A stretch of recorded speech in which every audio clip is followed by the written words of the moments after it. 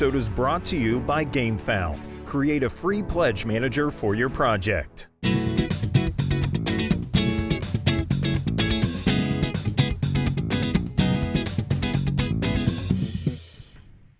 Hello, everybody, and welcome back to Crowdsurfing. My name is Z Garcia. I'm Chris Yee. And I'm Mike Delisio. Today we're going to be taking a look at a bunch of Kickstarter and some GameFound projects that are finishing up in the next 7-8 days or so. We've got a lot of card games. We got some dice. We got some playing cards. We got some dice, you said? This is some dice. Tom is trolling us. No, Tom is trolling us with these projects by not being here and giving us a bunch of dice projects. This is fairly standard practice for him. Even if he was here, we'd be looking at these dice. You have a good point. But of course, he would have a lot more to say about these dice. So yes, as you can tell, Tom Vassell is not here today, but we will try to do our best to forge forth without him. So, there's not a lot else we want to talk about here. What do you guys say we just jump right into this? Look, I want to surf. The weather is good.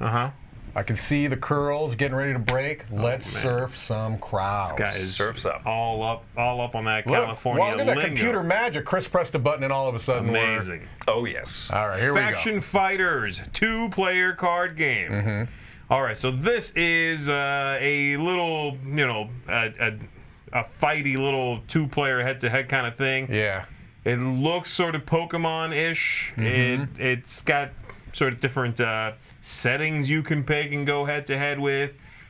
I'm not loving the look of this. I don't like the art style. I think is mainly my problem with this. It looks like a prototype. Well, the graphic design, too, doesn't help that. Yeah. Very small text box is kind of centered in the bottom of the card.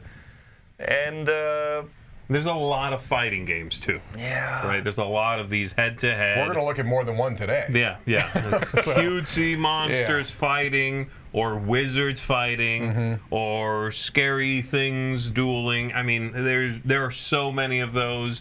This might be the best one of them all. I don't know. It doesn't look like the most original of them all either. Even the ones that we're looking at this week, I should say. No, that's true. And yeah, I'm with you. I know that this is, a lot of times with these pages, you're getting first impressions, and I don't think the first impression is terribly positive because it looks pretty, I don't know, unfinished. I mean, it just doesn't look polished. And not every project has to, but what is this giving you otherwise then, right? I mean, it's just like we said, a dueling card game.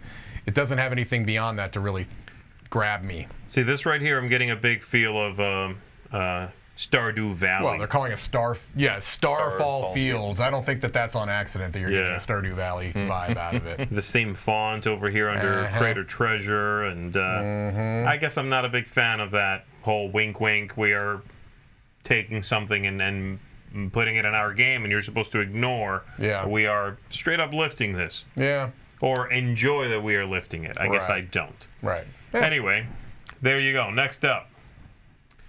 This is Mystery Loot, Holiday Loot Edition from Foam Brain Games. And this is pins and dice, mainly. Enamel pins. I am not a fan of that E, by the way. That's an upside. Doesn't it look like an upside down 3? Or it looks like an S or something. Stick with the lowercase. I should have rocked that lowercase. That E, I was looking at the lowercase one. I thought, that lowercase E is great. I'm not that picky. Yeah, the first one's not okay. Nope. Snamel pens, got it. Snamel pens. So, what do you guys think of these? Of the style on these? Obviously, you're not really seeing an enamel pin here, but what do you guys think? I don't know. I mean, I think they're cute enough for what they are. I don't mind the little jelly. I mean, anytime you can get a gelatinous cube in there, I like that it's kind of playing with different cultural elements there. So I don't know. It's festive. It's not it's a thing I would not mind getting as a gift if someone got it for me. Like, hey, you're into board games. This is almost better than getting like a bad game. The coal is cute. The idea of giving somebody coal, I guess. I don't know. I mean, you got a necromancer and a mind eater there too. I don't know. I mean, would you be excited to get this as a gift? I don't know if I would. I wouldn't mind getting this as a gift, whereas I have gotten gifts that I do mind. What about glow-in-the-dark metal D20s, Chris? What are your thoughts on those? That's fine, I guess. You roll dice in the dark often? I mean, is that a... I mean, I like these. What I do in my own okay. free time is none of your business, Michael. Oh, this is If fair. these are meant to be, and this is a very short page, by the way. If these are meant to be ornaments on a tree, I'm not sure if they are or not. But if that's something I can do with this, then I'm into it. Oh, you mean if they can be, if there actually could be ornaments? Yeah, like if I can hang it on a tree. But I don't think that's what this is. I don't. I think they're dice. I think they are just dice. But yet they look like they should absolutely be an ornament. So here's the thing. This is a whole new income stream that I think we could be tapping into. I like the idea of dice being purposed as ornaments too, but the issue would be a product model issue, where you've got to find a way to hang it on the tree, but if you do that in the standard way, you can't roll them now.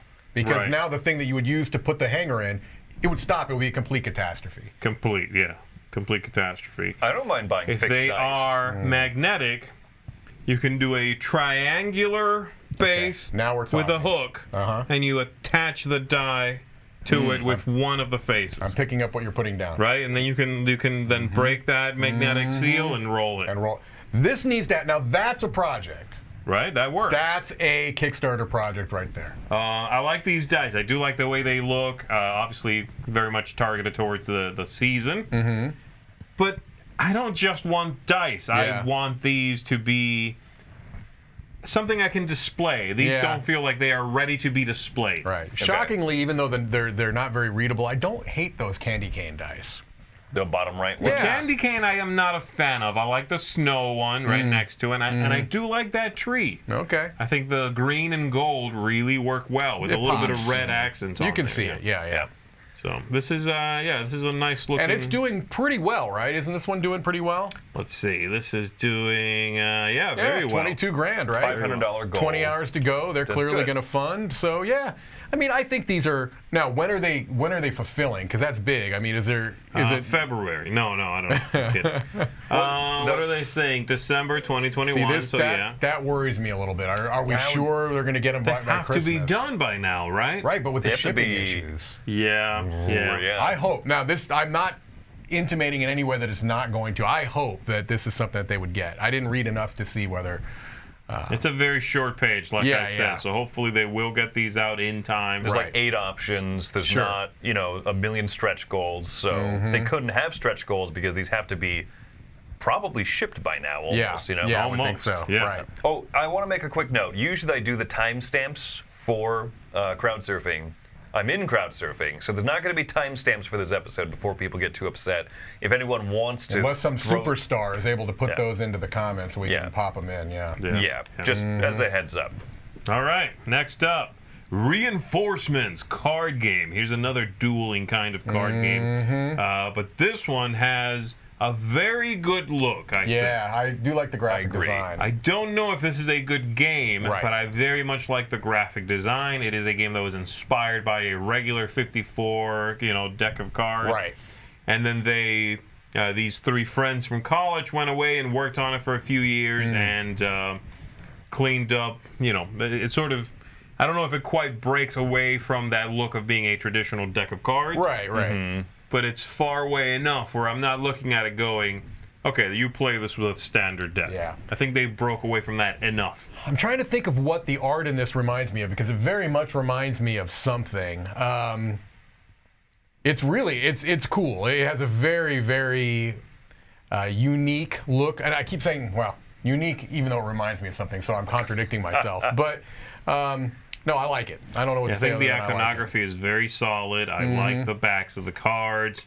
The whole thing looks neat. The idea of the game is kind of interesting too. Now, the one thing that I will say is that I think a mistake, in my opinion, that they made at the beginning of the page is they kept leaning into this idea that this is a riff on War, which is a game that's not even a game, right? You're just top decking cards.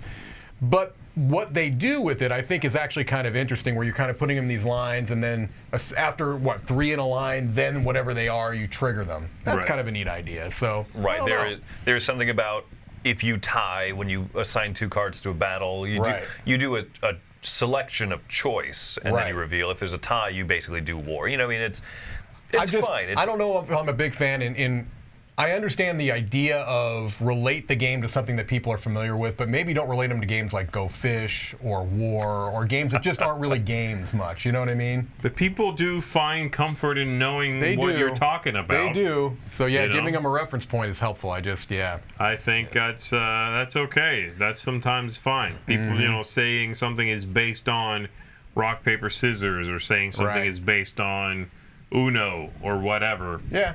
There's a comfort there where you can go, oh, I can learn this. I'm not going to be too dumb to not learn this. Right. It's making 50 It's doing very well. Yeah. One of the things I like about it is they kind of put the story of it forward, right? They talk about it. Hey, 3 dudes, we were friends in college in game design courses. We did this as kind of a project, beefed it up since then. And I kind of like that. It makes me look at it and say, okay, there's some thought that went into this besides just card game, card game go. So.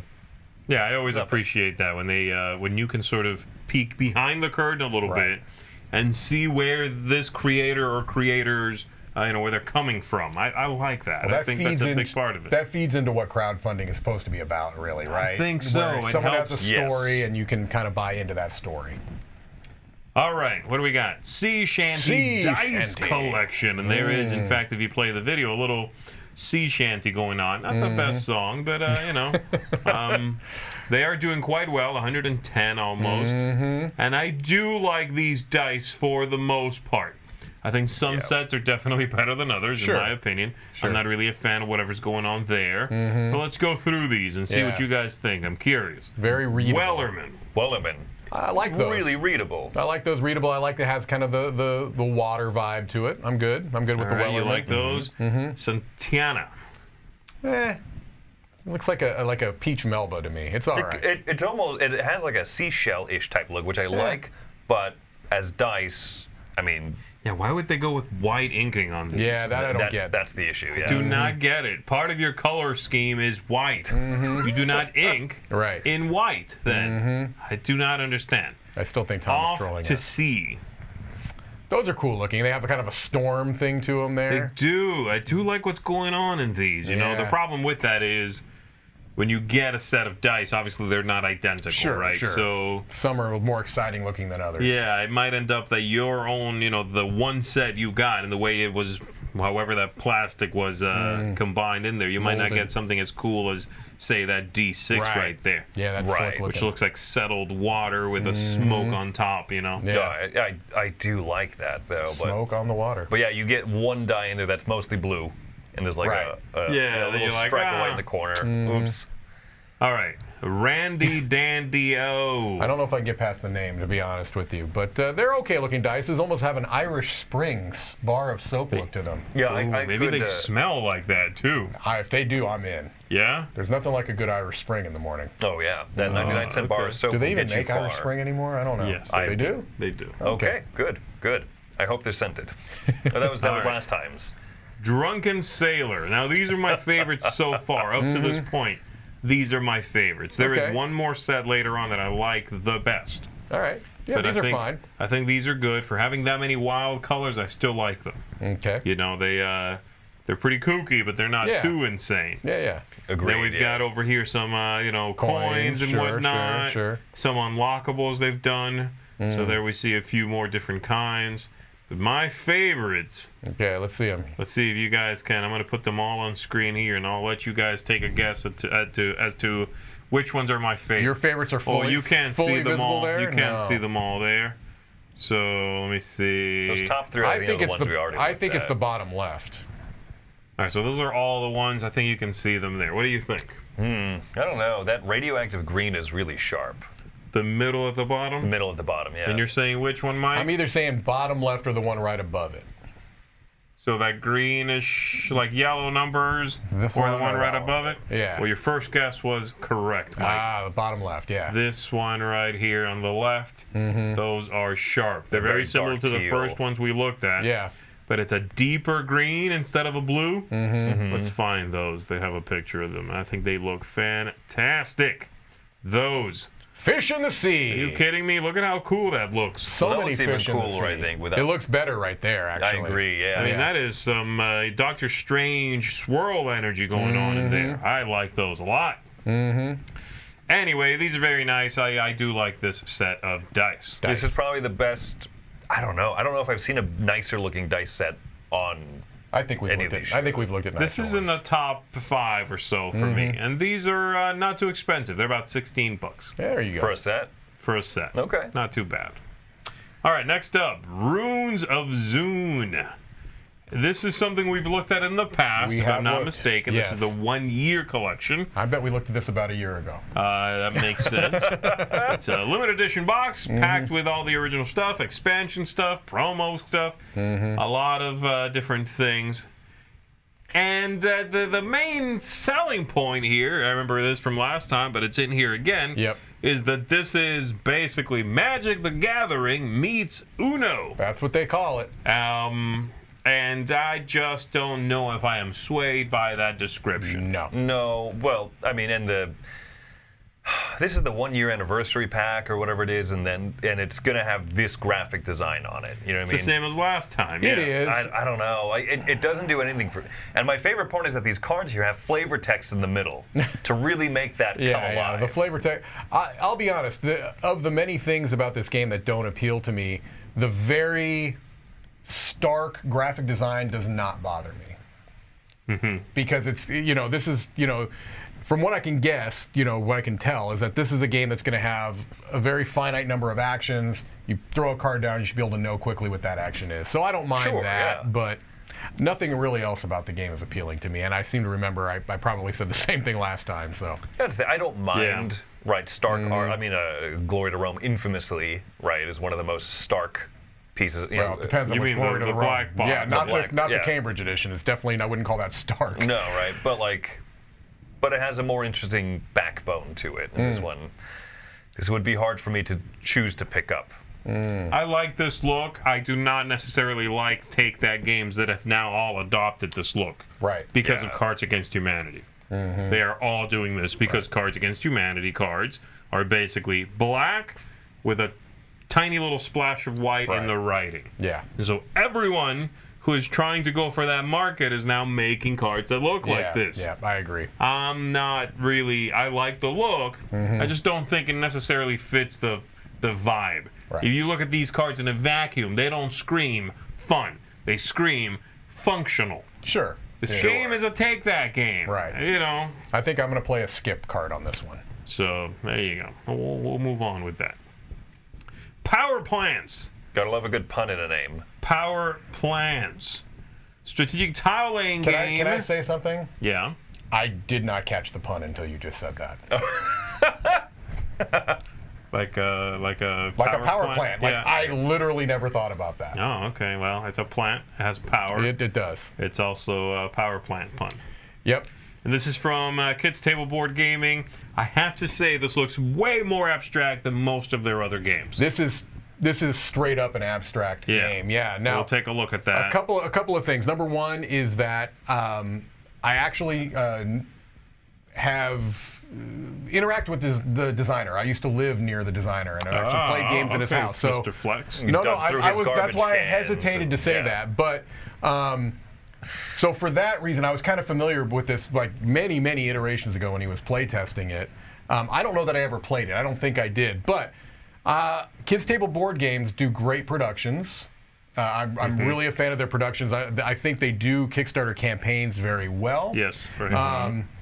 This designer, Adam, I believe the game before this is one I'm backing, which is the Fall of the Mountain King, kind of that follow-up game to it. So yeah, while this isn't necessarily the type of game I would be interested in, this one I would check out. I'll tell you, I like their look often. I think they have neat sounding games with cool themes. Often they have good games. Right. This is the least interested I've been in one of their games in a while. Yeah. And not you because do like abstract games, too. I do, and I'm not saying this is one I would not play. I'm saying this is the one I've been the least tempted to back. Sure. Because if a game is quite abstract, like this, I think the components then are not something I can look at a rendering and go, oh yeah, that looks great, I'm all in. I kind of want to touch that game. I need to like sort of. Sure, I get that. You remove theme, and then it becomes a much more tactile thing for me. And it looks like the deluxe edition is the one that's going to have that best tactile experience because it's like screen printed wooden components rather than cardboard. Right. I am getting a little bit of a Hive vibe, aren't you? A little bit. Again, this is really much more abstract looking than most of their other games. Some of which are kind of abstract, right? Like Fossil is about digging up bones. Right. It goes about its business in a very abstracted way. Sure. But that game, you looked at that Kickstarter page and it was silly and fun, and they were like, "Look, there's little bones in here, Right. even little Big tweezers." toy factor. Big toy factor. I'm not getting the same feeling with this. No, it I'm might not be either. amazing, but I'm not getting the same feeling. And I'm not sure that I would like the gameplay from what I've read on here. There's the different types of tiles or different types of plants. Some of them let you rip up the plants of the other players around it, and that to me doesn't sound that enticing. But maybe it's really not that mean or vicious. Maybe it's just like an abstract game like Hive. No one would describe Hive as like, oh, what a mean, rude game. But I would be afraid of building up something cool and then having it kind of ripped out, and then I got to try and build it up again. Yeah. So I'm not sure. I'm not sure on this. This is one I would say I'm not planning on backing it, but I would definitely be interested in playing it if it showed up. Right. You know? Okay. Yeah, that's a nice image right there. That's a good one. So Yeah. we'll have to wait and see on that one. Right. Gartenbau. Yes. Now This one. name dropper. Now you can be the insider because you've played this, right? Oh, yes, I have. I played with Come on, drop the Randy names. and Ellen. Who are they? Randy and Ellen. We game together With each other. Dang it. It's a beautiful looking game, right? It is a very beautiful looking game. It uses a lot of artwork that is period artwork. All of these flowers. Let's take a look down here. So all of these images of flowers, which are on these tiles here, are apparently actually old images. Oh, these are like actual vintage images? Yeah, I thought really? they were sort of approximating that look. Okay. But in the page, I saw it where they said that these are actually images from that time period. Maybe from like seed catalogs and stuff like that. Yeah, That that must must be be it. it. Like That I'm gonna must go be to the it. store and buy a bag of seeds. Bag of seeds. Those are the kind of pictures you would see back then. Right, Yeah, exactly. Yeah, that's very But yeah, cool. it's very nice. Tile drafting, and then a little management with sun and water, and you're grabbing tiles, you're placing them out in front of you, building up a like a 3-layered thing where you Right. put out the base. Above that, you can cover those with these tiles here, with the plant tiles. And then you can cover up 2 plant tiles with these flower tiles. Right. So these are, like 2x2 basically. Yeah, like dominoes almost, right? Yeah, these are, instead of like 1x2, which are the other ones, then these big ones Gotcha. here are double that. Okay. So they'll cover up, this is already like the 3rd layer. Yeah, it's neat. I liked it. I like collecting all the little things. It's a very straightforward game. A little thinkier than I thought it would be when I first sat down to play it, because there was a lot going on. Right. And I'm very surprised that this is not doing better than it is. It's making about 23. I'm very surprised too 1,000? because it's a nice looking page. I mean, the game, looks enticing and welcoming. 25th Century is an interesting publisher. They've done things like Winter Chicken Dinner, who I know like Tom liked it, but a very silly looking almost kids game. Then they do this. They've also done like Space Explorers. So they've got a kind of a wide range of products. But this one, to me, looks like a very polished. Even the prototype I saw you playing looked beautiful. Yeah, it was a very well put together, together game. What was the fun fact right up there? Fun fact. All of the flower artwork used in the production of this game is historical period illustrations by Victorian. Yeah, there you go. See? So Victorian illustrations is actually what's being used in this. And you can kind of tell when you look at it, you get that feeling of messing with an heirloom sort of thing, It's kind of cool. I But do it like all that. looks, still all looks cohesive. It does. You didn't It find does. a bunch of different kind of artists and like mush them together. How much time is left on this? Because I'm really surprised. Very little time. Wow. It's less than a day. Really? Let me go back up. Yeah, 30. Okay, a little more than a day. 32 hours. But they haven't even doubled their goal yet. I'm very surprised by that. That's what I'm saying. I think it's very interesting that this is not doing better. This theme is on fire right now. Is. Everybody's coming out with gardening, flowery themes. Right. Here's one that's a little bit heavier than the average game with this theme. Sure. Because usually they're little set collection card games. This is some of that, but there's a little more going on. And yet, it's not doing well. Yeah. The last one I can think of is Verdant. Right. That just went up, right? From the guys who did Cascadia and Calico, the flat out folks. And that did very well, I think. Yeah.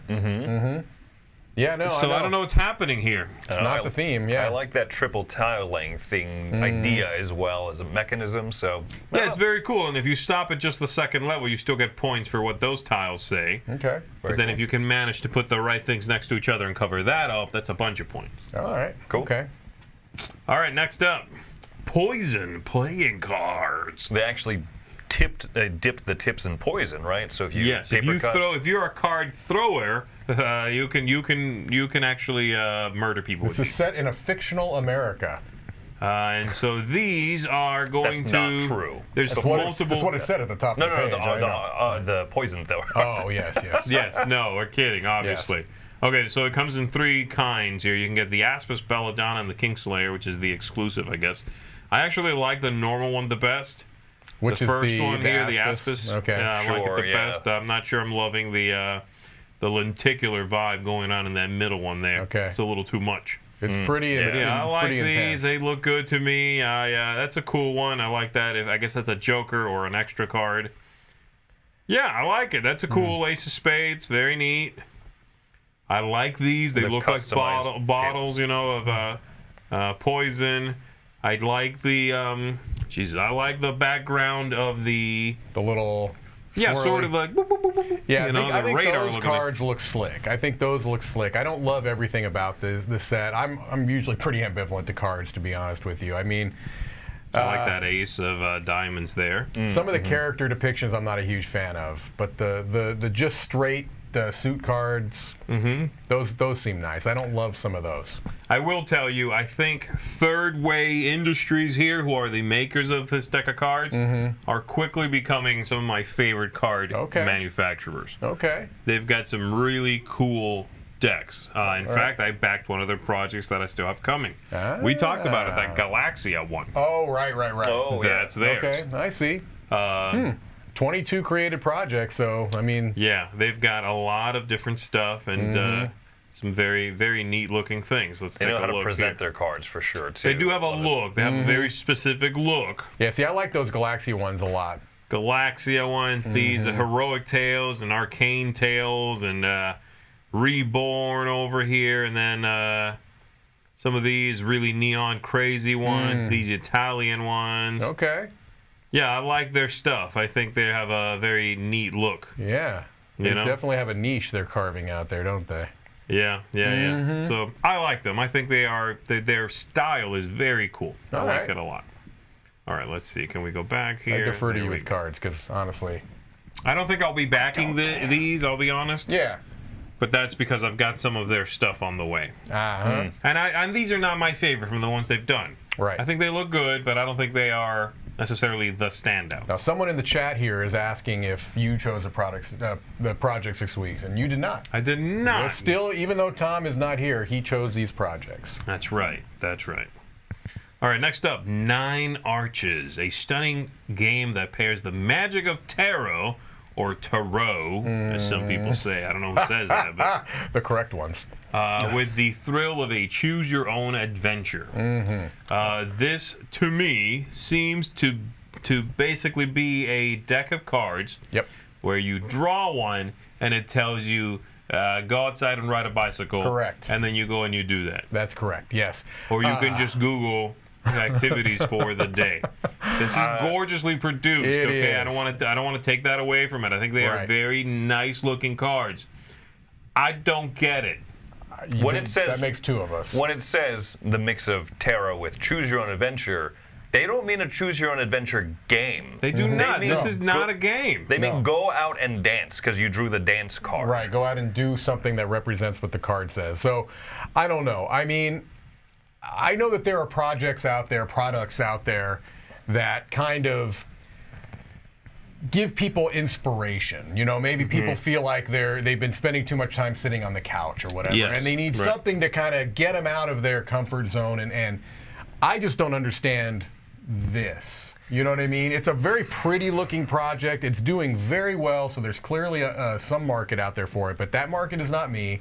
I don't necessarily want to flip over a set of tarot cards to tell me to go take a walk or to, you know, go dance with Right, somebody. yeah. I don't get it. Look, and I don't Go write even a letter mind that. to somebody. I don't mind that. I think that's okay if there was also a game in here. Sure, yeah. As far as I can tell, there is no game. It's a No. deck of cards. Gorgeously produced cards, by the way. Yes. Like gold foiling. I mean, the whole shebang. Yeah, it's like a hardcover book and everything, Yeah, right? it's a gorgeous production from what I can tell. And its purpose is literally for you to shuffle them, draw one, and have a suggestion as to what you maybe should do today. Right. Really? Yeah.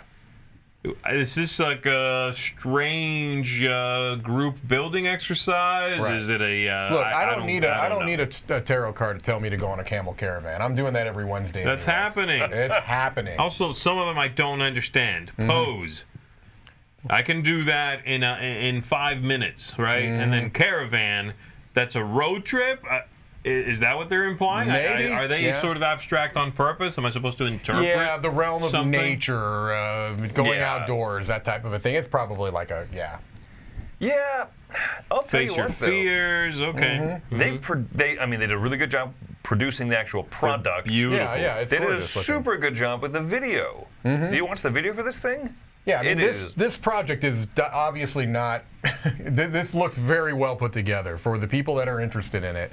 It looks like a very nice looking project, but it's just not. The problem is that the video has a lot of great shots of going out in nature and doing things and hiking and exploring. The video is more inspirational to me than a deck of cards would ever be. Right. I think they did a fantastic job making a very motivational video.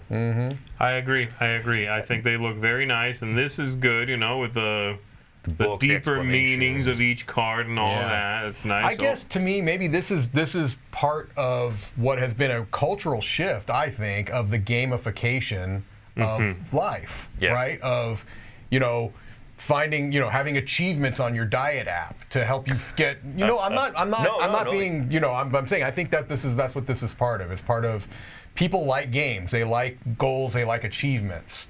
And so, again, maybe to inspire people to get out and do stuff. That's not a bad idea. It's just not for me. You know what I mean? Exactly. Yeah. If this inspires you, go be inspired. Yeah. By all means. Right. Go outside, get active, be with your friends, fuel yourself. Right.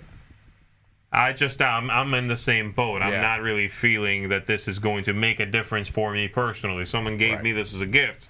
I think I would appreciate how beautiful it is. Sure. I might even display some of this. Then I'd say, where's my snowman dice pin? Gift. We're talking about gifts. Gifts earlier. Yeah, no, I got it. Yeah. Interrupt me again, see what happens with that pin. But this is something I would re-gift Toot Sweet. Toot Sweet. I love Toot Sweet, man. That's a great word. That's what happens. All right, here we go. Sammu-Ramat and Derrocar, which are two separate games. I'm not sure why they're together. They're from the same company, but I don't know why they're doing these together. One of them, the first one, is a cooperative game. Yeah. With a very interesting theme for a cooperative game. Yeah. I'm all on board with having some kind of a unique theme that's still, Ancient World is not a unique theme, but the approach they're coming at this one from, with going with Assyria, a female leader in the Assyrian Empire, that's very cool to me. So I agree. I'm on board with that. I think it's a nice looking game too. So yeah. I was very surprised to find out that this was a co-op. When they finally said that, I was like, oh. Right. Yeah. This doesn't look, it looks like a Euro game, usual, typical Euro game. Right. So I was surprised by that. I don't know. I like the artwork. I like it. The card frames are okay. I'm not sure about the production. Yeah. The standees, I'm not loving the standees. I wish they were acrylic, man. If they were like those Vagrant Song acrylic, those would be awesome. I do like the artwork. I think they did a good job with that. It seems like a pretty reasonable. Well, I was going to say it seems like a very reasonable price as well. It does. So 74 for both. I also like the idea of you know, it doesn't look anyway like it has that standard co-op model or kind of vibe where you do something and then a bad thing happens. It looks more like you've got an achievement system you're trying to do. And I like that. I like kind of approaching this from a slightly different way. I don't know enough about the game to know if it plays differently than a regular co-op. There's something captivating about this game. Yeah. I like the look. I like the sound. Now, the problem is, for $74, like you said, it's a good deal.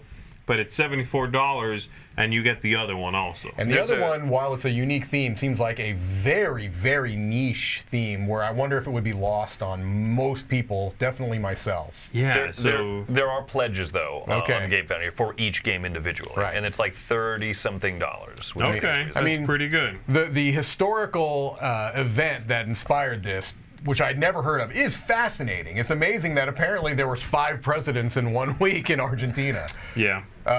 Which is a very cool, you know, kind of, but I mean, it's so niche, right? It's so niche. It's a very small event that they're basing this game around. Yes, absolutely. I'm not sure I love the idea. It sounds like it's an election type game where you want to be the person voted in because you're the least bad candidate. It's kind of you want to be the best of the worst. Yeah, I don't know. It intrigues me. Both of these really intrigue me a lot. They do stand out. I'll give them that. Both of these games very much stand out. Right. I'm not a big fan of political themed games, but this might be interesting. The other one, though, you put that in front of me, I'll play it right now. Absolutely.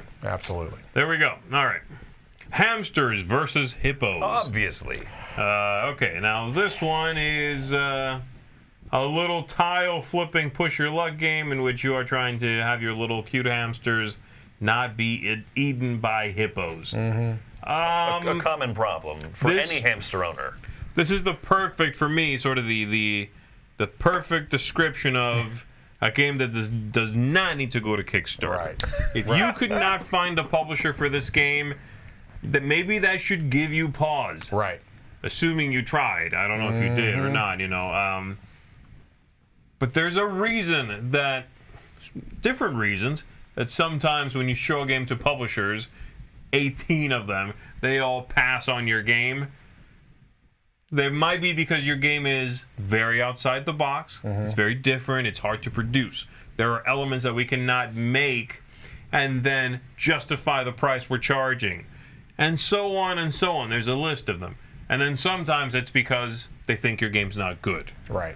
There's nothing that I can see here that makes this game look, from a production point of view, like it would be outside the scope of what, you know, most publishers can make.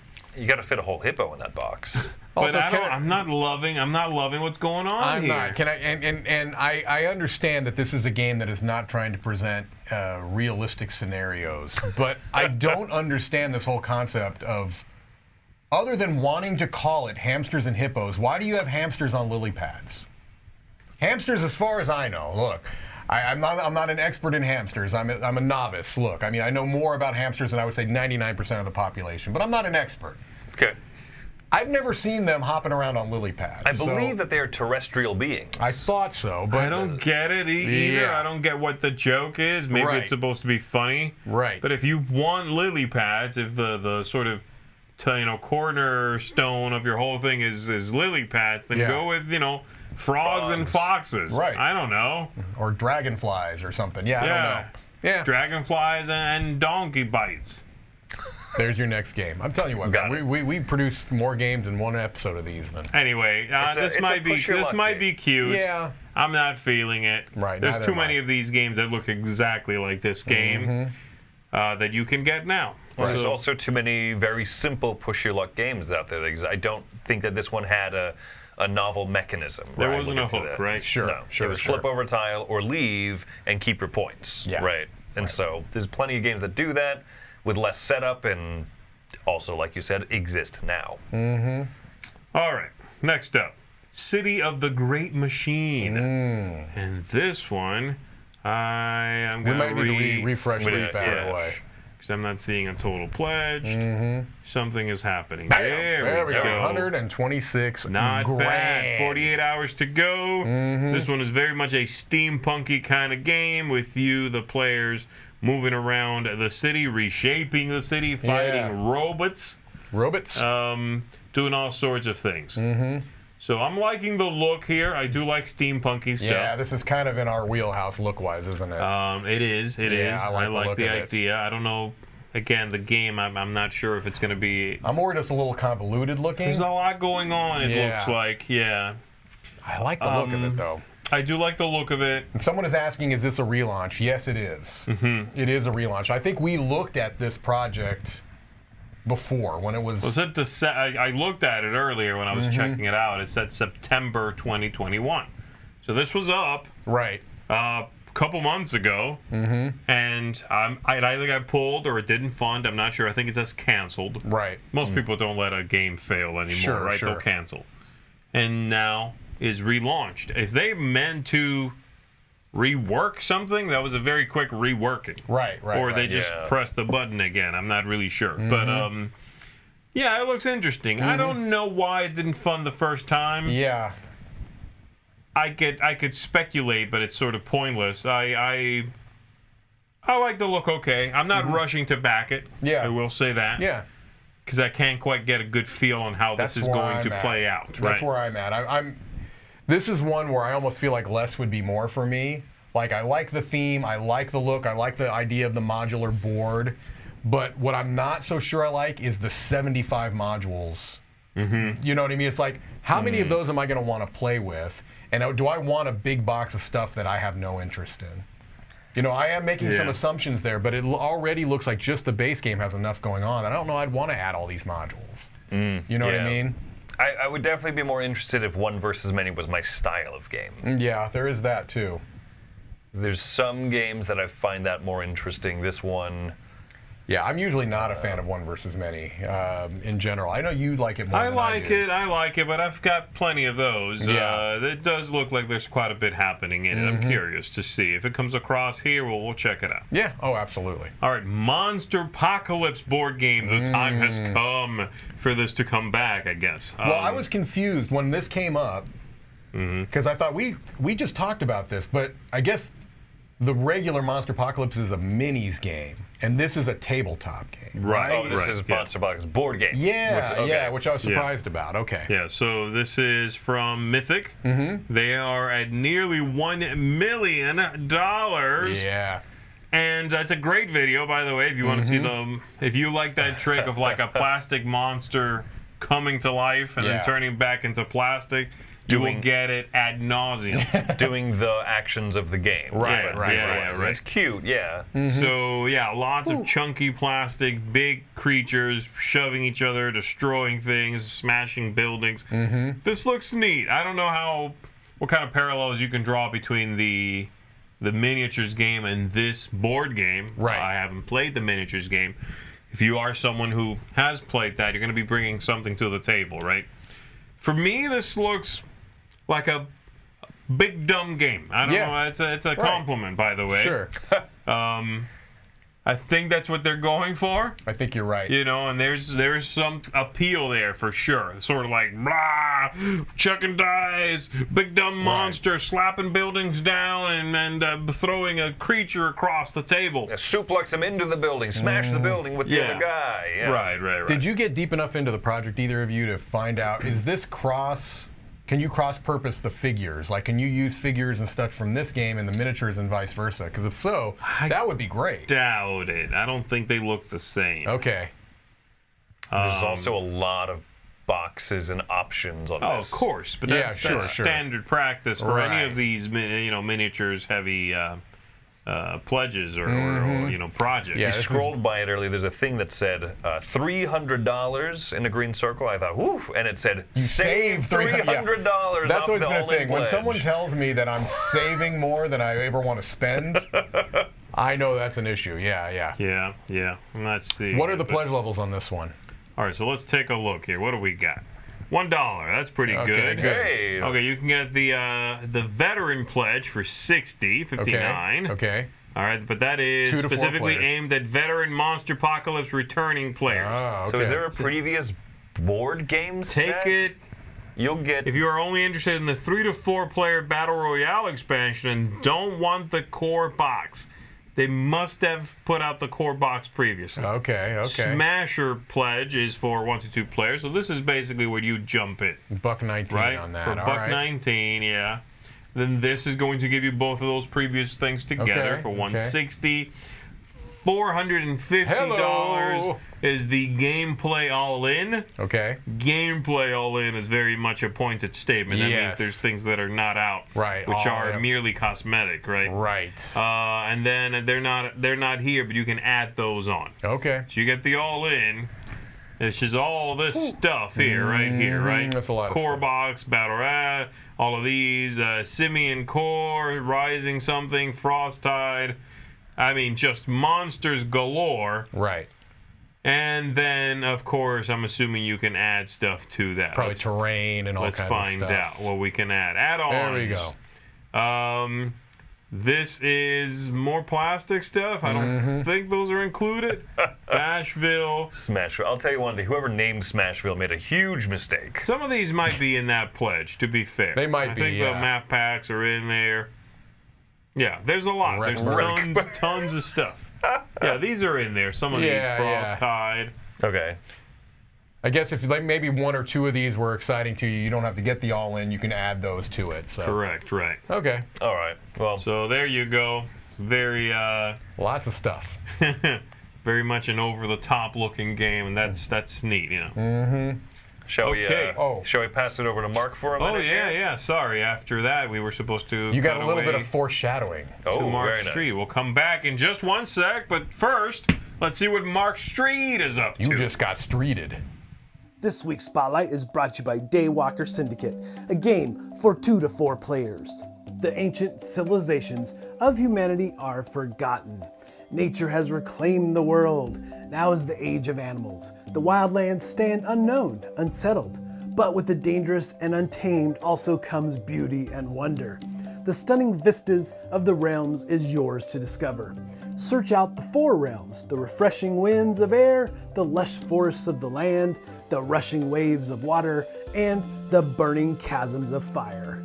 Quest with animal allies into these untamed places and establish a new kingdom of animals within the Wild Realms. Wild Realms is an adventure card game featuring animals from around the world. In the game, you will explore the wild, searching for unique animals to join your alliance and help you discover the 4 Wild Realms: land, water, air, and fire. The first player to collect and lock all 4 realms wins the game.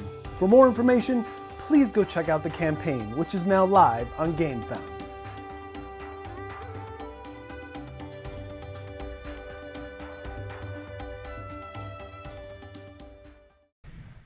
All right, back to it, folks. 1 deck game cards, 52 cards, zillions of games. Hyperbole much? A little bit of hyperbole. So it's a deck of cards, right? The cards are square. That's standard. That's obvious. You can see that. It's got the pips in the corners, the whole shebang. Then, within that, the card is split down the middle. Let's go ahead and take a look at some of these so that you can do a domino deck, or, you know, there you go, right game there. with that. It only goes up to a double 6, so not a great set of dominoes. Right. But you can do something with that. Besides that, chess in the middle with pawns, kings, queens, the whole thing. Checkers if you use the red checkers and black side. if you just do that, right? There's backgammon. Dice. There's 1 through 6 on D6. Right. Can I just come right out and say that this is very much a novelty? I don't hate this. Do I want it? Absolutely not. Am I backing it? Not a chance. Would I consider giving this to some? Am I going to just keep asking hypothetical questions? Yes, I am. Would I consider giving this to somebody as a gift that maybe isn't a seasoned gamer, but plays cards every so often, maybe plays dominoes a little bit here and there? I think this is kind of clever, actually. I don't hate it. I don't think it's particularly playable, but I do think it's a nice novelty. Yeah. Novelty is the word, because if you said, hey, let's play dominoes and pulled out these cards, I'd be like, no. right. Just let me grab a set of dominoes. Maybe. You know, dominoes are. I think it would be fun though to try it like this. I mean, I don't know. I don't think that would bother me. I wouldn't say no. To be fair, I own a deck of domino cards. Oh, okay. But they're just dominoes. Right. They don't have. Then I don't have to deal with the fact that some of my domino tiles have a rook in the middle of them. I find that distracting. I can't ignore some parts of the cards and look at others. It's like watching a movie with the subtitles on. I'm reading those subtitles. Okay? I can't ignore them. Yeah. So I kind of do find it distracting. Plus, when you're playing with a regular deck of cards, some of them in the middle will have a pawn, and some will have a d5. Like it's like, what is happening? What is all this? It's so messy. And the ace of spades actually just has the ace of spades on it. It's clever. It's cute. There are not zillions of games you can play with this. That you can is play hyperbole. as many as you can. You can play as many as you can play with a deck of cards. And then like 6 other games. So what's the first of all? What does it cost? Because I don't think I checked that, and that would make a difference. It costs $18. See, that's great. That's great. That's great. I think that's perfectly reasonable. And is it funding? I believe it is, yeah. Yeah, look at that. Very funding. I tell you what, I don't think this is a bad idea. I really don't. I think that it is very much a novelty, but I think this is something you could sell at a gift shop of a museum or the Museum of Play. Yeah, this is very much this is not being marketed to gamers. Oh, no, not at all. But I think there are a lot of people that would love getting this as a gift. I really do. You don't like it? I will. We both like it more than you, it sounds. Yeah. I don't like it. I don't. You're getting one of these. You're getting Christmas. 2. Okay, as long as I get a snowman pin. I don't like the idea of playing chess with it. I think that's the big hiccup for me. Like, you can play chess and checkers play one with of it. the other Yeah, sure. zillions of games. I also, don't love square cards. Okay. But it's a novelty. It's something I would display more than I would ever actually use. Where would you display it? I have no idea. Say, for example, on your person? Correct. As you pin it to yourself with your snowman? Yes. Okay, Fantastic. there we go. Yeah. Great. I hope they absorb blood. You always got to end on a dark note, don't you? Dwarven Forge Reliquaries. I wish Tom was here just so I could hear him attempt the word Reliquaries. Really? Architects. Reliquaries. 207 grand, baby. It's doing well. It's making doing very making well. bank. It's basically stands for your dice, as far as I can tell. Yes, that is all they are. This is a little precious to me. I don't want to put my dice on pedestals. I guess I think if there's one thing that I've definitely learned from doing crowdsurfing over a year now, it's that people care about dice much more than I do. Sure. I just don't care that much. I don't dice are put board fun. games on pedestals. I'm certainly not going to do it for individual dice. Right. Look, these are cool, and if you are decorating your dungeon, game room with these, then I think this will look cool on a shelf. Yeah, I can see You can have these guys as statuettes, as other people have precious moments. You're rocking, the goblin cat over here. And you put the die in front of him, and then you can actually remove that and roll it. Very cool. Put a coaster down. Right. But it's such a niche thing. I mean, how is this making this much money? It's amazing to me. I know Dwarven Forge does really well. They do. And they're probably not cheap either. I'm sure that's why it's doing well. Let's find out. And they look amazing. They look incredible. The sculpts. They're not going to come. Are they coming painted like that and everything? I believe so. Find out, baby. There's 5 different types of architecture that there's dwarven and elven and human, all the stuff. It looks so cool. Okay. But I would never use them. Well, there is what is the use? It's just literally a display. Right. Yeah, it's a display and it's for RPG stuff. They have a pledge where you can get a cutting board with 7 of these holders so that you can put it on the table and be like, it's time for me to roll my D8.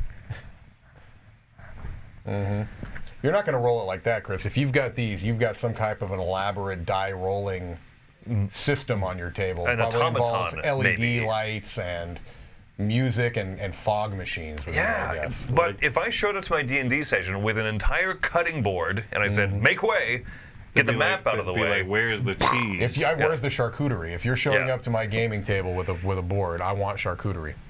All right, so well, these are look. pretty pricey. They Yeah. are, 60, 70, 100 for that. But they look like they should cost a few bucks, Yeah, right? yeah, They don't yeah, look absolutely. cheap. They don't No. look cheap. Hey, I'm not hating on these. I'm not at No. all. I just think it is. You have to admit. I think even if you are super into these, Yeah. that this is you're being extra by getting this. If you're Yeah. rocking these in your game room, Right. you're being pretty extra right now. Look at this, It man. looks pretty neat. amazing. It looks Yeah, neat. they look so good, and I would put them on a shelf maybe, but I don't know, the idea of them being sold as Oh, so these are your these do dice have LED. holders. I was already on top of it. Look at that. Yes, that's true. That just also shows me I didn't go this far down the project. when I Yeah, was looking at well, these. I got it after a little bit. Amazing. Uh-huh. Right. Okay, They're made of dwarvenite. here we go. PotionSlingers. This is a card comboing brouhaha. Brouhaha, get it? Chris? This I is do get doing not great, but Yeah. it is funding. It is. It looks very poor to me. It does. It looks quite amateurish. I do not like the look at all. I don't like the look. That guy is really freaky looking. That jacket is either way too large or his head is freakishly small. I hadn't noticed that picture. I Anyway, hadn't I'm not either. really loving the look of this. They show some children playing in the video at the top, so Sure, I guess they're sure. going for that. I'm not a fan of the look. There's nothing here. This is not for me. That's the nicest thing I can say about I it. agree. There's I'm too not many. loving it. There's too many games that relish in that. Do the mean thing to your friends. Make your Yeah. friends hate you. Yeah. And this kind of feels like it's doing a little bit of that as well. There's definitely a bit of that, yes. I am surprised this is doing, honestly, as well as it's doing. It's not blowing off So how the much doors. was this doing again? I think 11. It's making 11. And how much was They wanted 7, it's Gartenbau making? 23. Right? I mean, to me, come on now. Once again, this is what crowd. Now this has Yeah. 126 backers but though, and that one had. Let's see if I can find it. It was right before this. Yeah, 404, 404 backers versus 123. Okay.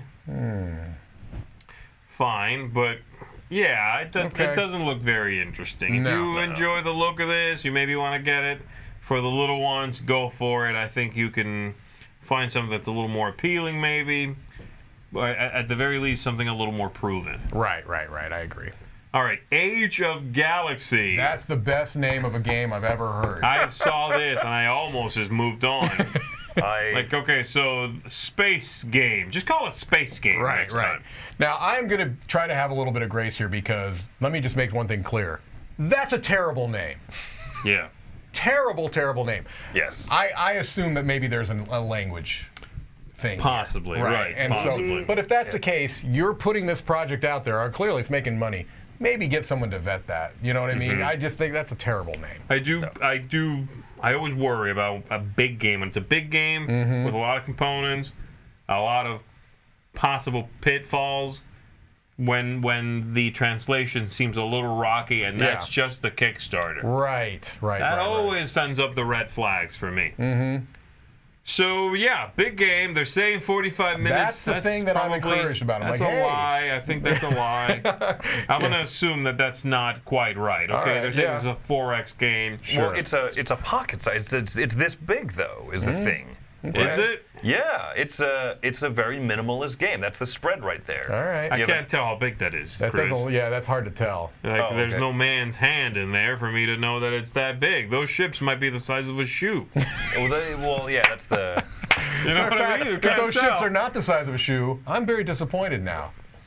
There's no Age of disappointment. I can't tell. I can't tell how big this is. I can't either.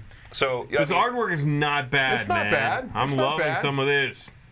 That third one in, that's a cute little walrus dog. Yeah, no, I don't. Yeah. I don't mind the look of that. Yeah, what were you gonna say, Chris? was what you just scrolled past there Yeah, go was ahead, like the let's go. components list, right? So obviously the ships are ship-sized, right? You What? have an action board, ship miniatures. You have Okay. some cards that makes up space. You have some player cards, and you have cubes. So are and- the maps made up of cards then? Yeah. Okay, Yeah, well the that whole gives you thing. an idea of the scope, of the scale of it then. Okay. Well, it might be giant cards. Nah, not an Age of Galaxy. That's an Age of Giants that you have to Oh, talk okay, there we go. All right, I like the different ships. Those Yeah. are cool. Different models for those. little trays and whatnot. Okay. Look, I mean, honestly, to me, the thing that I'm thrown off most is kind of stupid, which is I don't like the name, but the game might be okay if it really is anywhere in the realm of 45 minutes. Then I would maybe I'm also not huge into the theme, but I would try it. Right. You know what this most looks like to me is actually the what's that Rio Grande one, the Sun one? Oh, Beyond the Sun. Beyond the Sun Pocket is kind of the vibe I'm getting from this. Interesting, yeah, because there is research tracks. Yeah, and they're very white, you know what I mean? I'm getting that sort of like clean, tech tree kind of thing. Yeah. Yeah. It might be interesting. Yeah. It might be. It's not my theme either, especially like deep space sci-fi games. I don't mind if it's set in space, but it's got to be grounded. Yeah. I'm not a big fan. If you put a game out in front of me and it's like black hexes, the game, they all look like that. It's like, here's black hexes as far as the eye can see. Okay. Where are the shoe-sized ships? That's right. Bring we need that. shoe-sized ships. I think I'm the one most interested in this out of the three of us, yeah. Nice. All right. Titania Ascending. Strategic cooperative flip and right game for 2 to 4 players, 2 to 6 players, with adjustable difficulties and solo and competitive modes. It's cooperative, it's solo, it's competitive. Right. You flip, you write, you adjust. It's not doing great. I don't love the cover. I don't like the font on that cover. I don't know what's going on. There's a lot of that going on there. But I'm telling you, the gameplay looked kind of intriguing to me. Kind of the way that it looks like it works. At least whiplash though, from that box cover, right, to what that you get. pad. Yeah. If you miss that it said flip and right, you will be shocked. You would never know. Yeah, it looks like it is trying to do something different with flip and right or with roll and rights or whatever you want to call it. Verb and right is what I usually do. Yeah, I don't know. I mean, I'm at least somewhat intrigued, although I do not like the look of it at all, and I don't care about the theme at all. I'm not a big fan of a lot of symbology in roll and rights or flip and rights. That could be an issue sometimes. If they expect me to start putting in pickaxes and butterflies and spirals and a scratch, but there's not a lot of cooperative roll and write games. That's true, and that is my main thing. That was the main interesting point. Right. Now again, they're burying that because no one will commit. Yeah. To the fact that you can just make a cooperative game, so they're making this a cooperative and a competitive and solitaire. And then if you get like the dice, it can be a roll and write instead. I'm making that up, but my point being, just pick a thing. I think you're right. I wish they had just kind of found their focus, what they found through playtesting and design and development. What is the best version of the game? Sell that game. That's great. Yeah. A cooperative verb and rights, like you said, game is cool enough. Right. There's I haven't already seen not one many I can think of. I'm in. Yeah. Someone in the chat said Escape, the Curse of the Temple, the Queen Games one, roll and write version. That was the roll and write version. But that basically inspired by something else. This seems new. I like it. It's you got the map kind of thing going on, and I like that idea. But you put it in this theme and this artwork that's almost overwhelming, and I don't know. I'm confused by it more than anything. Right. Yeah, I agree. We'll see. That's a wait and see right there. Yeah, definitely. Okay, Damnation, the Gothic game, and this is the second time they've done this. Actually, okay. I think the first one might have been canceled. I forget, but I saw that they had 2 created here. Okay. And they are both this. I forget if the first time it worked or didn't work. It did not. Canceled. Got it. Okay. So they tried. They changed it. That was in November of 2019. They changed it a decent amount, I'm sure. See, I can respect. Sure. It seems like they went away and thought about some things and came back. Right. So, And now it's a big old evil-looking game. I love it. I don't mind the look of this, actually. At least the graphic design. It's kind of, they're clearly going for a very, specific aesthetic, but I think that they're doing that aesthetic well. A Gothic aesthetic, one might say. Yes, but it's not just. It's going beyond that. It's got a little bit of that kind of it looks like a Victorian, graphic novel, the From Hell kind of a vibe. You know what I mean? Yes. I'm getting a very League of Extraordinary Gentlemen vibe from this. Right. Very much the vibe that I'm getting here. Yeah, I like the look. I don't know if this is a I'm having a really hard time getting a read on the game Me too. play. Me I too. watched the video for it, and at one point it said, Damnation, the Gothic game, blah, blah, blah. The spooky stuff, go around, try to kill each other. Dracula is in the castle, he's trying to kill you. Take your 2 dice, roll them, and see how many spaces you move. Oh, there is a roll and move, huh? And then as soon as I looked at the board, I realized, it kind of looks like Clue, where there's a bunch of rooms separated by squares. Okay. It might be better than that, Right. but I instantly was a lot less interested. Sure. Yeah, I could see that. Those seem to have a ton of text, okay? Right, there is that, There's a too. lot of text on those. I think this is the kind of game that's probably not a great game, but will coast, if it can so be called, on a lot of atmosphere and great artwork. Yeah. Is that good? Is that enough? I don't know. You Right. got to find that out for yourself. Sure.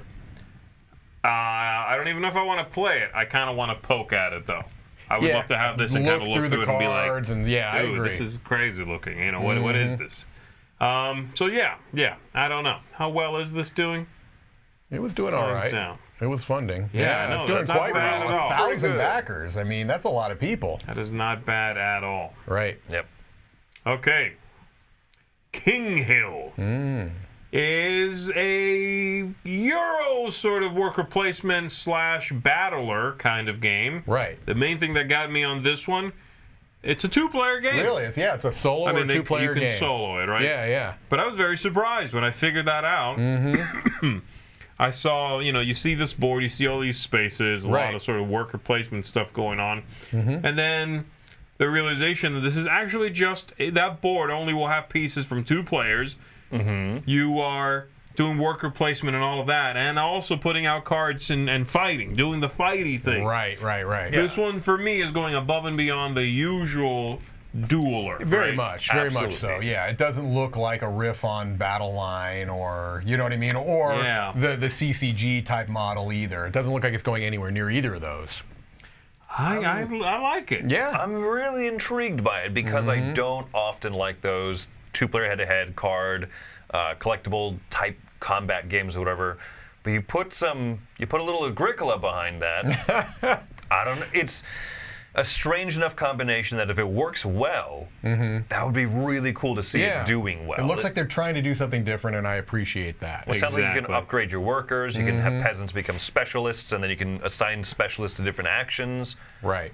I would like to see this game be a good game. I would really be interested. No, I agree, and I think their graphic design, the artwork I'm seeing on display here, all looks really strong. It does. Yeah. This is a game I would definitely consider backing. And yet, 31,000. Right. What's going on, people? I don't know. All right, moving on. It's upsetting me. MonsDRAWsity. Unusual Suspects. This is the same game as MonsDRAWsity, which I hate to say. Yeah. It's just a new one, I guess. Did Tom just review the original recently? I want to say it came through the studio. I thought so. Maybe I'm wrong, but Somebody describes a monster, you sketch it, right, and then we compare your own drawing to the real one. I think so. I think that's what the game is. Yeah. Anyway, if you want more of that, make sure you check this one out. Party game, you know. It's a party game, very simple and straightforward. I just told you how the game plays. Right. Or you can see this here. So you have 20 seconds to look at this guy, sketch him, reveal it, and then there's voting for, I guess, Right.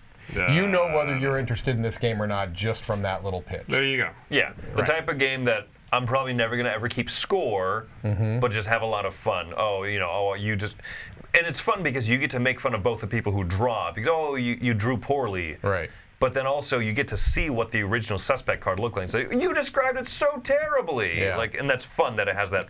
It's not cheap, though. I mean, I know you're looking at an all-in pledge there, but how much MonsDRAWsity do you need? $230 worth, Well, that's maybe? why I stopped on there. I'm kind of wowed by that. Yeah. What is that pledge? That pledge is every MonsDRAWsity beast you can and you get to submit your own monster. Okay, this is like a limited thing. Okay, Got right. it. Fine. So here we go. $139. Got it, yeah. Gets you a shirt also, though, Pins and stickers. stickers, Whatever. yeah. All right. $80 for both games. Okay. And then some Some stuff. cards or something. Sure. Okay. All right. Where the wild shapes are. We're not going to watch this video because it takes forever to show you some dice, and they are just renderings like those. that, yeah. I'm still thinking at no point did I see dice in this page. I would not page. feel comfortable based off of what they're showing me. I'm not comfortable. First of all, I don't care about dice, but if I did, that's a little better. You can those are still not real dice. They're clearly renderings. But it's at least better than I still don't know that I feel comfortable giving money to something where I'm not seeing an actual, even a prototype project. I mean, they are saying Q Workshop, and they are, they know what they're doing, but I want to see some dice. Mm-hmm. I'm also not a huge fan of the way these look. They're okay. I'm not sure why some of the choices were made that were made. Little stars in the corners of some of these. Above that 10 in brown, there's sort of a star. The 50 on the percentage die is a weird swirl that doesn't clearly fit. The hand on the D4, yeah, I don't even understand that. I'm not sure what I'm looking at. Are these supposed to be mystical? Am I missing something? Mm-hmm. Do these go with that tarot deck? Right. I'm not sure what I'm looking at here. It might be a branding thing. That hand might be their brand. I just don't know. It might be. The 50 always has something on the 0. The 10 looks like it has a bite out of it because of the shark. Right. I don't... Look, these look sharp. These are probably my favorite ones. Yeah. Bright orange dice with the black. Incredibly, punch you in the face bright orange. Right. And yet, I don't like all the little accents. I'm finding them distracting more than helpful. Yes. I don't know if you guys agree with me on those, but... I do. Yeah, I'm not injured. No, we're moving on. Cephalopod. Wait, those are different colors. Yeah, they are. Yes, they are. Sure. Okay, let's move on. Float from the Deep. This one, I could not figure out, and you guys jump in whenever you want here. I couldn't figure out if this was supposed to be a take that kind of game, like a more structured sort of co-op kind of thing. Right. I couldn't figure this one out at all. I'm with you. I didn't, try to steam. I didn't try to read the rule book or anything, but I don't have a good sense for what this game is about. Other than clearly they're going for like a Cthulhu thing there in the front, but that doesn't. What you see at the front doesn't look like that. That to me looks almost. I don't know. I mean, it just looks like a score track with a card game. I don't really know what's going on there. Okay, so let's see. We're lost at sea. I did see the video, and they talk about survive this thing, survive that, survive the other people. Right. So you can mess with each other in this game. You can try to kill each other off, I guess, and that makes sense considering their last game was about killers, serial killers, wearing hockey masks and so forth. Yeah, I don't know. I'm not getting a good read on this. I don't know where on the line of take that or strategic or funny or evil and dark. I don't know where it lands on all of those parameters because I'm just not getting a good read on it. No. But there's an enamel pin. Oh, there you go, Chris. Hey. That's a gift that keeps on giving. Yeah, what do you think, Chris? Anything on this one? I really have no thoughts on it. You know what I mean? Like reading through the whole page and seeing what there is, I just Yeah, dark zombie-esque kind of stuff. Yeah. You know what? Again, put it in front of me. I'll take a look at it. Sure. I don't think I would back it. No. But it might be fun. Yeah. I don't think it's going to be a very robust game. It does not. It does not look like in any ways. It's going to be, you're goofy. As the kiss of meh. Honey Buzz Fall Flavors. This is the expansion, first expansion, as they say there. Yep. To the hit worker placement B game, Honey Buzz. Honey Buzz is a great game. It's a really good game. It's doing quite well. This is a game that I feel like, and tell me if you agree, that I feel like has had a bit of a slow burn. Whereas very much. When it first came out, sure, it did well, it funded, but it has become very popular. We just got back from the second of 2 retreats. I saw this game being played at both retreats multiple times. At Gen Con, they sold out of it. I think they might have sold out of it at Origins. Right. It's a game that has, I think, a wide appeal. Not only thematically, the components are gorgeous, whether you have the regular or the deluxe. It's a nice mixture of not being too hard to teach, but having a lot of decisions. Yeah, it's a good game. It's a gorgeous looking game. It's what I need to try. I've not yet played Honey Buzz. Yeah. Okay. It's good. There's more game there than you would think. That's cool, Right. yeah, and I like that. And obviously the production is gorgeous. I've seen the honey bits that everyone Those is are so excited great. about. And Those are very And good. I tend to like modular expansions too, where you can kind of decide what you want to put in, and if one thing works for you better or a particular group better. Yeah. Yeah, this is one that I definitely would recommend. I don't really know anything about it, but I still would recommend it just based on the interest in the original game, how well that's put together. You can tell that there's a lot of thought behind that game. It's a cutesy game. Right. And then you play it and realize, oh, this is like a crunchy kind of game. There's a decent amount happening there. And this is following in those footsteps, it seems to me. Very pretty. Loving what's going on here. And Elf Creek does great productions. They really do. Their productions are out of sight. So there you go. Yeah, check that one out. Honeybuzz Fall Flavors. What do we got next? Trouble in Folklore Falls, a play-at-home puzzle game where you can become a detective and discover dark things like a dog. And I think it's a dog. What is that? A Wile E. Coyote? I don't know what's going on. Super genius. Yeah. just the 3 blind mice. So here they talk about what you're going to get, basically. So you get 3 packages containing clues, letters, photos, evidence, newspapers. You play with friends or solo, and you use the items to crack a case, right? You're going to be solving puzzles, discovering things, calling subjects, which I wonder about that. Sure. What that means. Right. And do they have phone numbers set up that you actually... It wouldn't Also, surprise how me. long is that going to work? You know, is that ever going to work? Right. Yeah. You know? So I guess, 50 audio recordings, 30 characters to 12 websites, 4 to 6 hours of gameplay, they're saying. So Here's the thing, my main takeaway, right? This image right here, the write-ups, the font they're going with right there. It does not, for me, jive with this artwork. I agree. This artwork, this dog-looking thing with a spider behind it. Right. Did they just not get the right artist? Potentially. I'm having a real clashing, No, I'm there's with a you. firestorm in my head between just that logo. That logo to me reads like, you want to solve a murder. Right. Yeah. Like, wait, pick one. Which of those 2 things is it? Yeah. It's definitely got a bit of a incongruity there.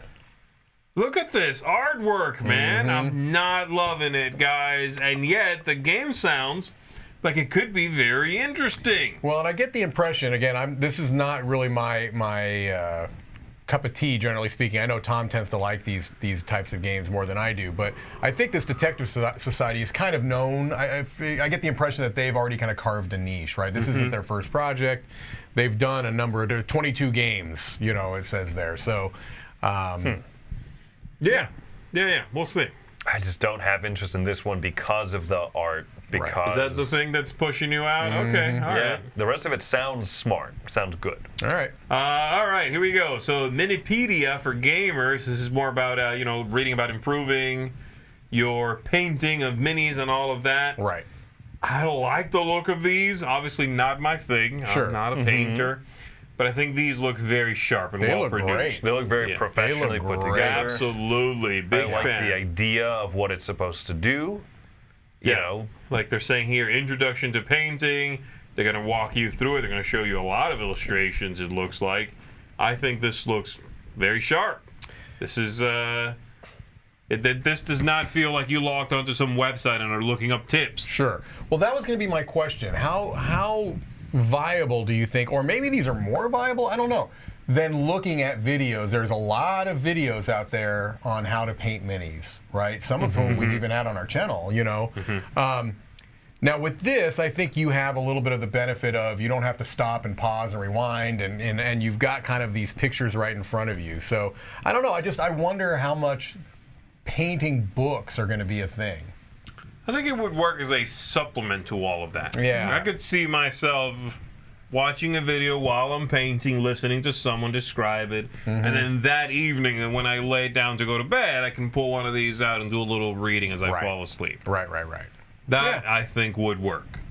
And they look like that kind of book, like a coffee table book, you know, or something. It's a good looking, it's a good looking project. It would have to be a supplement. When I was learning guitar, when I was really big into guitar, I would read Guitar World magazines and stuff not because it would make me a better guitarist, but because it made me more well-rounded and educated. The thing is that a lot of people say painting minis is 80% learn basic techniques and you can make stuff look good. Right.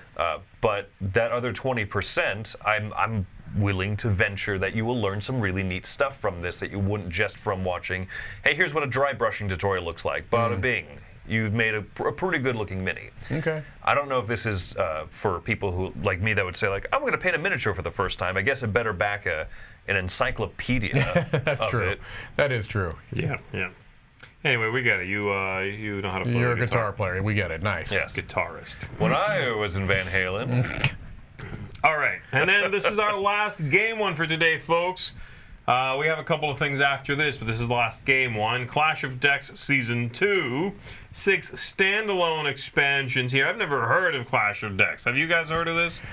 Part of me is wondering if we covered the original. Let's click it or tick it. Here we go. Blammo. Sawamama. Those are the magic words, huh? Uh-huh. Okay, what do we have? We have Clash of Deck, a real free-to-play card game. I think we played. I did not played this. We covered it because I want to say they were giving out decks. Remember, like it was the decks were free, Okay. and they were kind of like trying to build a player base. Oh, okay. Do you vaguely remember that? I very vaguely remember this that. got canceled, and they did that where they gave it away, and now they're back to ask for some money this time. What was the date? It doesn't matter. Okay, yeah, because I vaguely recall that. Yeah, I wanted to say they were trying to build up their player base, and then now they're coming, now that they, I guess, theoretically have a player base, now this is where you can pay for them. You know what I mean? And build them up. I think that's what this is about, I'm not really loving this. I'm very apprehensive when it comes to collectible card games or anything that is similar to that. If it's from a big company that I know can support the incredibly crunchy, cycle of coming up with new content, play testing that content, putting it out, then yeah, sure, maybe one or two, right? I think kickstarting a collectible card game or anything even close to that is madness. That's me. That's my opinion. I think that is madness.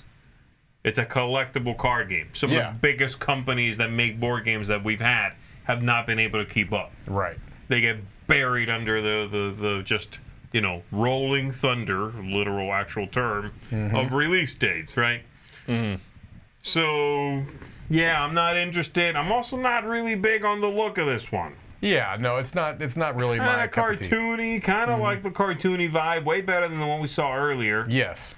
But I'm still not sure what's happening here, what I'm gonna get out of this. Sure. It's just not my jam, and I know that about myself. Me too. Yeah. I agree. Good card frame though. That's cool. All right, and we've got, folks, one more segment from the ever illustrious Mark Streed. Wait, we get 2 times the Mark Streed? You got Streed on Streed. What do we do to deserve that? Spotlight. We get a recap. What? Hey folks, welcome back to our Dice Tower preview recap. I'm Mark, and today we have a few games to look at.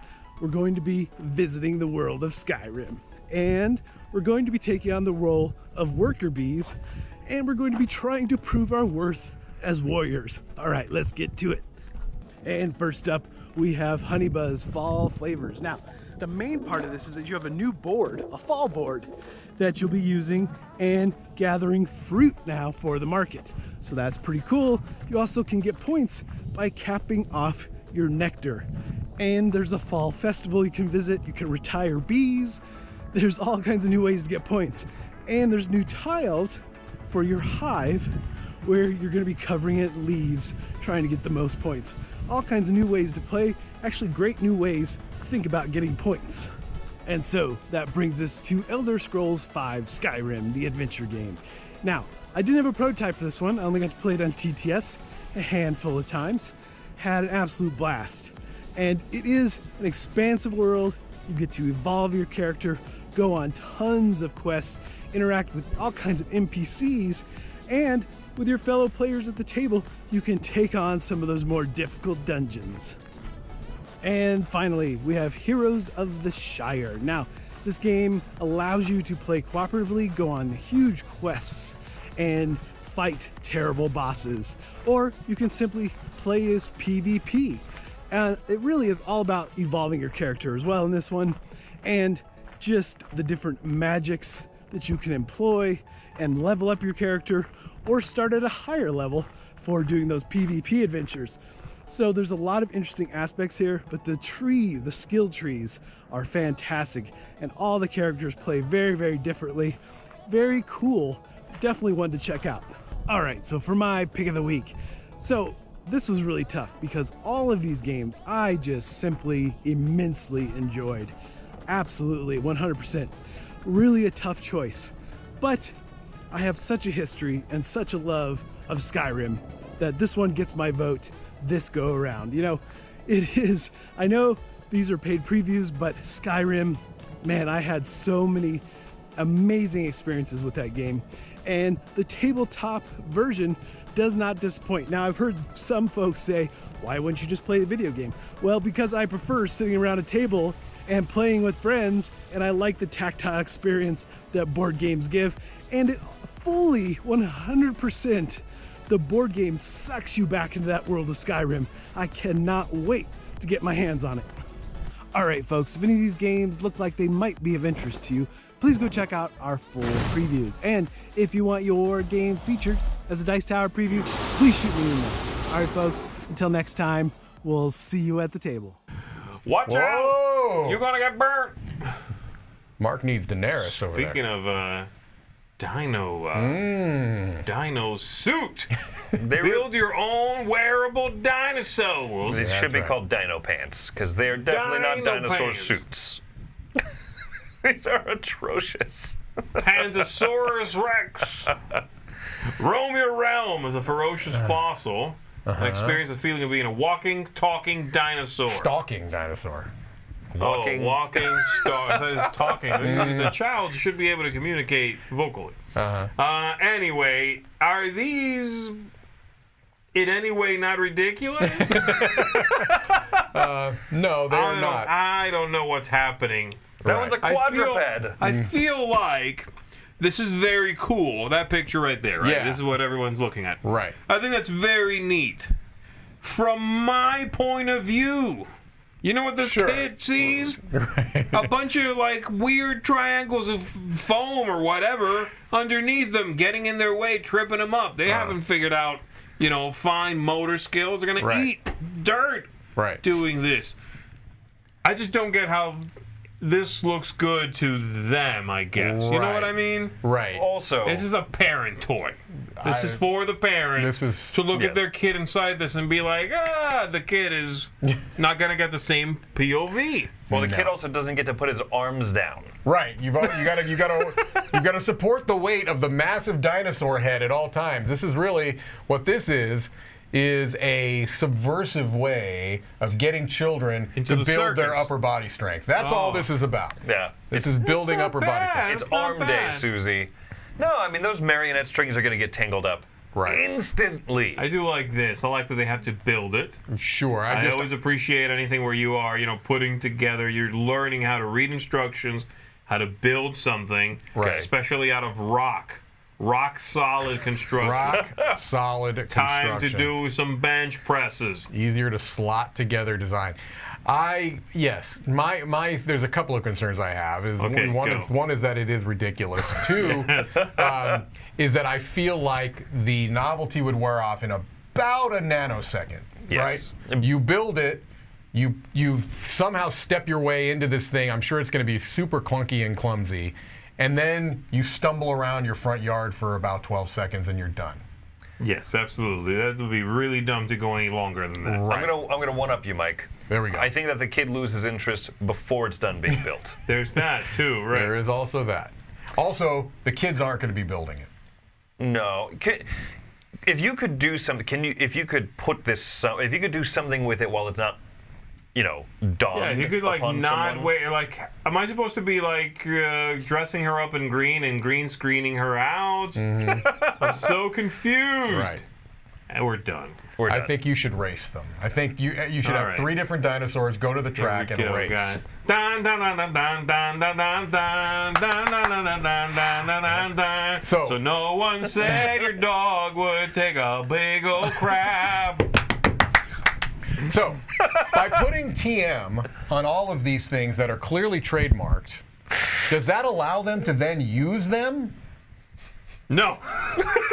No, you still need to pay To me, it looks like what you're doing is you're emphasizing the fact that this is somebody else's intellectual property that you are using. The TM is, they trademarked crap bags.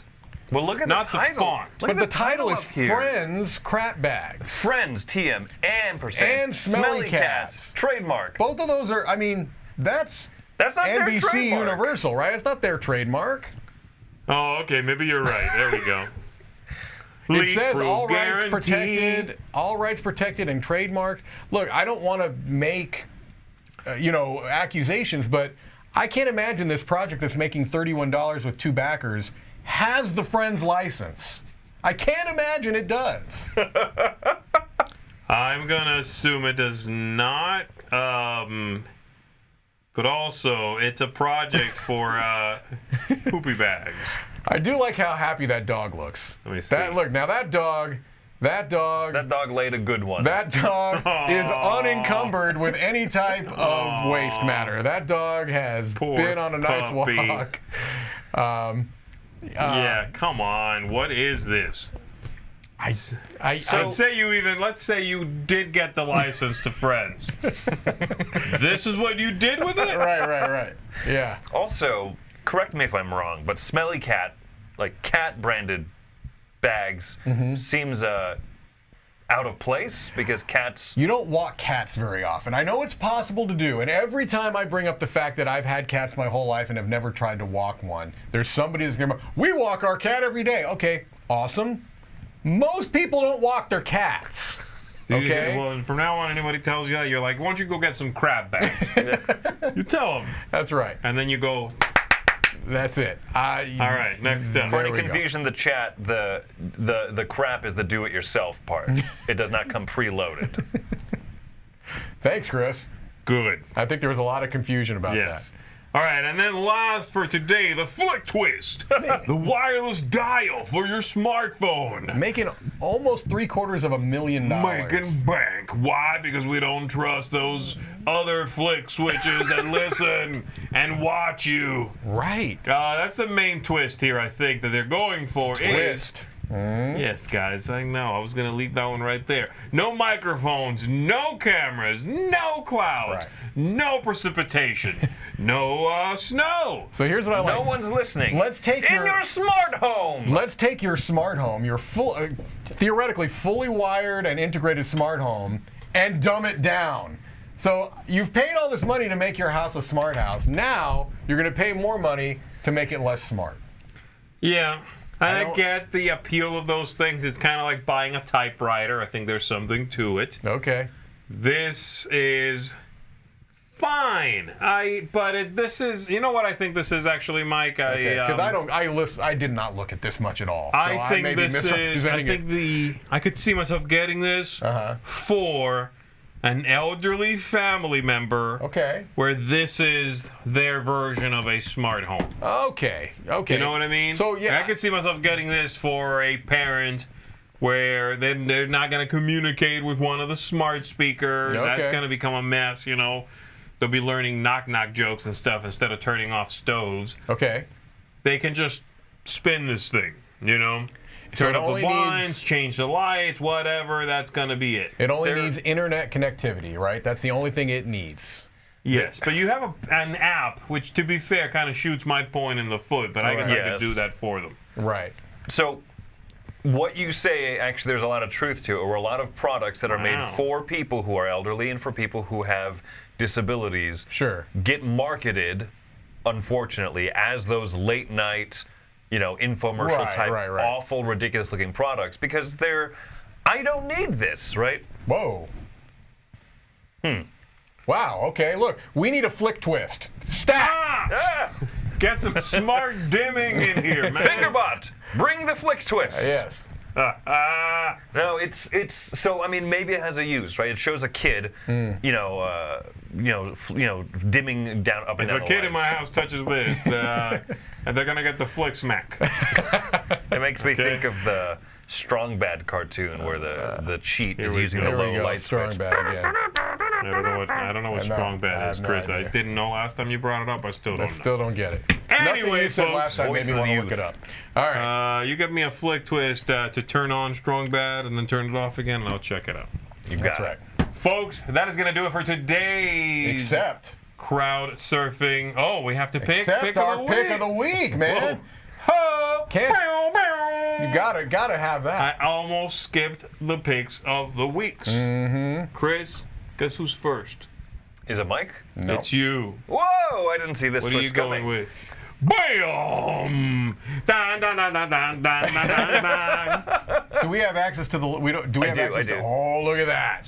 What is yours? So my pick of the week, I think, is going to be Kinghill. That's a good call. I like it. Is it this one? No. That's I see. I was expecting that to like be your, and maybe it is. I was three expecting more this to be Z's. It's quirky. This is the one that's the. I gotta find it. This is the one that's the worker placement / Jeez. dueling not card. that It's far further back, that way. right? I think it's towards the end more. No, Nah. What is going on? Nah. Tom does this magically somehow. I know. How does he do this? No, it's definitely we got to keep going. Nah. We'll Guys, give it, I'm lost and confused. we'll give it just a minute. We'll go through all of them. This is that one. Okay. Mike, you stop him if he stumbles upon yours. Yeah. There Hey! we go. Oh, bam, bam, bam, bam, bam, bam, bam, bam. No, this is the worker placement dueling card game. I think it sounds odd enough that I hope it's good. I think the look of it's good. It looks like not just the art, but just the graphic design. Everything about it looks like they actually put time into it. So that leads me to believe that hopefully the game is also something that has a lot of time put into it. Yeah. I agree. I think the worst thing about it is this illustration actually. Yeah, I think you're It's right. very boring looking. It does And it looks not. like it says Kinghill. I keep thinking of King of the Hill, honestly. Like I thought I misread it, and I was like, "Where's the little of the in between Where's or the something like propane that?" and the propane-based products? Propane-based accessories, yeah. All right, Mike. Let's go over here. Oh, you're going with me? Yeah. I thought I was going Oh, third. you want me to go? No. Keep it right there. That's my pick of the week. I Honey figured Buzz, that was your pick of the week. Fall Come on. Flavors. Although I will tell you that Gartenbau is right there. Well, that's mine. Oh, perfect. See? There we go. There we go. All right, so Mike, that one's yours. Honey Yes. Buzz. Like Yep. we said, very it's excited a about very, that. I like the base game. I'm very excited to see what this is going to do. I'm glad to see it getting more content Me too. too. That's wonderful, and gaining some traction. That's very Yes. nice. Yeah, I'll really have to try it out. Yeah. And then yes, my pick of the week is Gartenbau. Very close to being mine, I think. Yeah. It's of everything we've seen here today, I'm only backing two things. One of them is bags for crap. The other one is Gartenbau. So this is Well, look, my that pick garden, of the. your stuff has to grow, in a particular way. You need fertilizer. You gotta fertilize That's right. correctly, folks. I played it. I liked it. So this is a pretty safe bet for me because I already know what it is. Yep. And More people should check this out. I'm very agree. surprised by the numbers on this. Yeah, This should be doing better. 25th Century Games has been making interesting productions, Yes. very well finalized productions Yep. for a while now. They have. So the fact that this is very much part of the zeitgeist right now, Right. and yet it isn't hitting, Yeah. It's a little odd, yeah. is. what's happening? Right. Anyway, my pick, yes. So Nice. Yeah, I'm There very you go. interested in that. I like that, like I said, the multi-layer tile laying game. Every time I've seen that in games, it's a Yeah. good hook. It's a fun, good hook. yeah. Yep. This works well. Yep. Now, we're done. All right, everybody. Thanks for hanging out with us. We appreciate you. There was not a poll in the that was created for you guys to vote on it, but you know, We saw some choices yeah, there. we saw you mention some things. Mainly, I do believe, poopy bags. Poopy Yeah. bags. Yeah. That was a big winner for the week. Gartenbau, Honey Buzz. Pretty Yeah. much from Kinghill getting back. That's cool, yeah. Exactly. Monsterpocalypse. Okay. I think most of the buzz seems to be about Honey Buzz. Sure. Wow. That was really not very much intended. Otherwise, I would have made it more painfully awkward. Okay, you know what? He's right. Yes. He's right. That was not on purpose. No. Nope. Okay, we are going to get out of here, folks. Thanks very much for hanging out with us. We appreciate you. My name is Z Garcia. I'm Chris Yee. And I'm Mike DeLisio. Come back tomorrow for live board game breakfast. That's right, baby. We'll be there. Are you going to be there? I guess we'll find out tomorrow. You've been watching The Dice Tower. We'll see you next time.